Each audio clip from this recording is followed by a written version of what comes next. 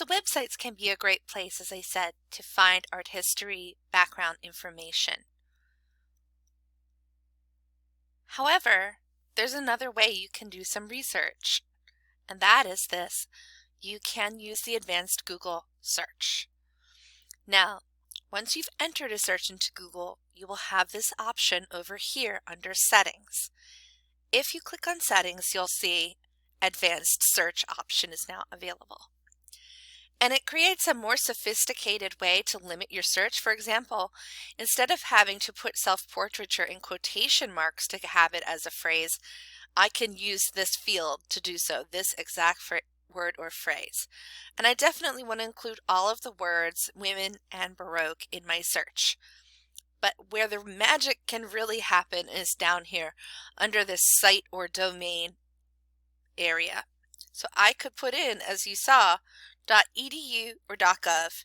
This will mean that I only get sites that end in a .edu or a .gov suffix. So that is good because it means, well, I'll now get mostly college dissertations as well as college sponsored exhibitions and so on. So I saw several. I thought this one maybe was interesting, drawing upon themselves, and so you can just take a look and see what you find. Let's look at this first one and see what happens. Okay, well that didn't work so well. It didn't open. So I'll try again. Sometimes this happens in research, so let's try this one. Drawing upon themselves.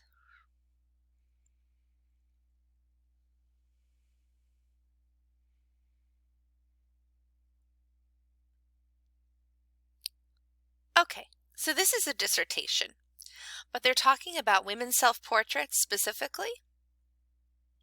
It looked like it passed. And here we are. So this is a nice introduction to women perceiving themselves and how that compares to how men have painted women. So there's our first self-portrait.